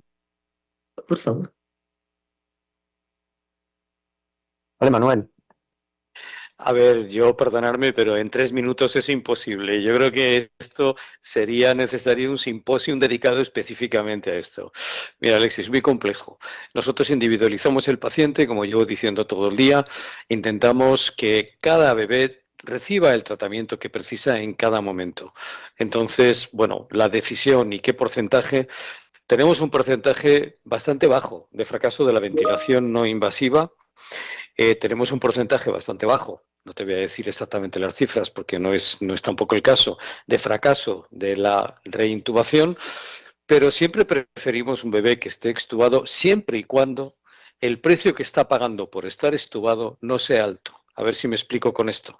Si yo para tener un bebé extubado le tengo que tener con oxígeno al 100% y con una presión en la vía aérea de 8 centímetros de agua, esto es un insulto para ese bebé. Por lo tanto, de nuevo, individualizar al paciente. Medimos mucho el precio que tiene que pagar un paciente para estar en situación razonable desde el punto de vista de sus constantes vitales. Solo me gustaría decir que es importante reflexionar siempre en cada paciente, uno, si está fracasando la ventilación no invasiva, ¿por qué? Y si está fracasando la ventilación invasiva, ¿por qué? Porque cada bebé es distinto. No me atrevo a decir muchas más cosas. Estoy de acuerdo, eso se demoraría horas y horas, pero lo otro es que entonces si fracasa y necesita intubarse, tiene que tener paciencia y ya el caso se va a demorar mucho más tiempo y ya, sí, claro, hay que intentar extubar, pero de pronto va a ser una extubación en 1 mes o 2 meses y y otras variables entran en juego como la hipertensión pulmonar, la nutrición, etcétera, etcétera. Listo, doctores.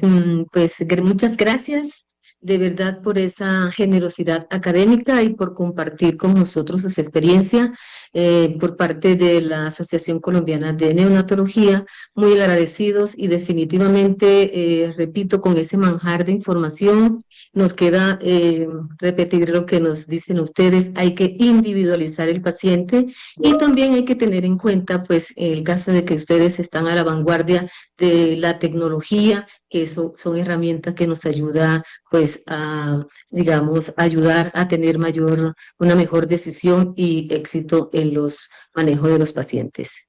Entonces, pues ahí quedamos a la expectativa para el 2026 para realizar los eventos que ya el doctor Óscar Ovalle nos ha mencionado. Sin más, pues un abrazo para ustedes y bienvenidos a Colombia, que aquí siempre los esperamos con un cálido abrazo. Muchas gracias. Mucho gusto, Manuel. Doctor Manuel, muchísimas gracias. Encantado. Buen día para todos y muchos éxitos Okay. en esta reunión.